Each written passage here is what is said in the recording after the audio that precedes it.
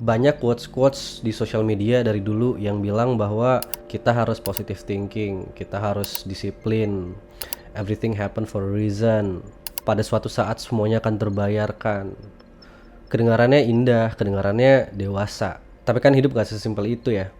Bukan karena mantra-mantra itu salah, tapi mungkin karena kita yang salah ngerti. Kita nganggep itu terlalu literal. Kadang-kadang kita terlalu optimis, atau orang bilang ke kita, coba lihat sisi positifnya, jangan negatif terus. Tapi masalahnya ketika lu berusaha untuk selalu positif, lu jadi nggak jujur.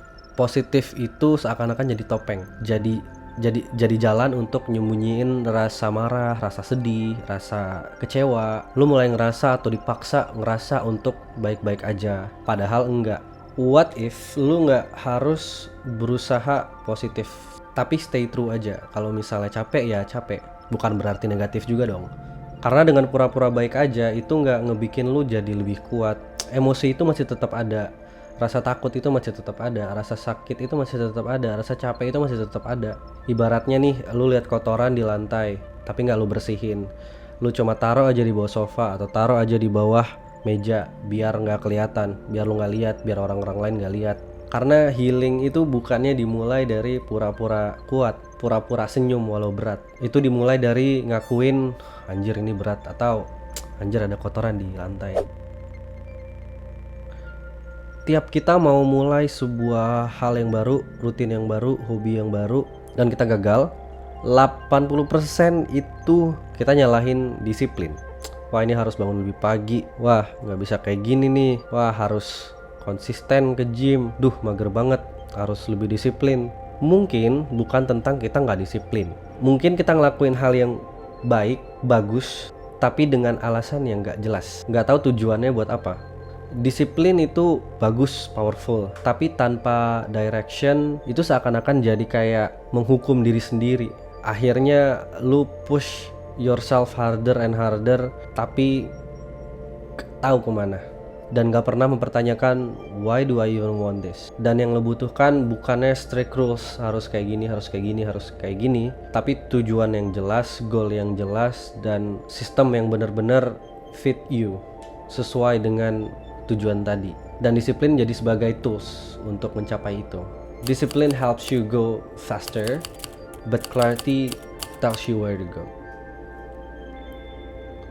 Beberapa tahun lalu kayaknya lagi viral tuh tentang midlife crisis, middle life crisis, quarter life crisis. Semua orang ketika umur 20-an terobsesi untuk menemukan jati dirinya dan tujuan dia hidup. Dan mungkin kamu juga lagi ngerasain sekarang, seakan-akan tujuan hidup itu akan datang dari langit tiba-tiba dan bilang lu harus jadi pemain bola.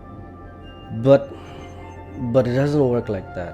Tujuan hidup itu bukan hal yang lu dapatkan out of nowhere, tapi hal yang lu temukan seiring berjalannya waktu. It's like a project, dibangun pelan-pelan dari melakukan hal-hal kecil yang meaningful, yang lu suka, yang matters to you. Karena you don't find purpose first, then start living. Tapi you start living, and then hopefully you find your purpose. Hal yang membuat kamu bersemangat bangun dan ngelakuin itu bikin kamu happy, ngelakuin itu bikin kamu fulfilled, dan itu kamu dapetin dari ngelakuin mungkin hal yang kamu suka atau hal yang bikin kamu penasaran. Hal kecil yang meaningful sekarang mungkin akan jadi tujuan hidup kamu nantinya, who knows. Everything happen for a reason. Itu ngebuat hal-hal yang gak kita tahu, hal-hal yang gak kita ngerti, jadi seakan-akan somehow bisa kita mengerti dan bisa kita terima. Tapi kadang-kadang things happen for no reason, emang gak jelas aja. Dan berusaha untuk memaksakan harus ada meaning dalam setiap kejadian, ya itu ngebuat jadi lebih tenang, of course. Tapi kayak dipaksain banget. Menurutku adalah things happen for a reason, of course, tapi itu nggak penting.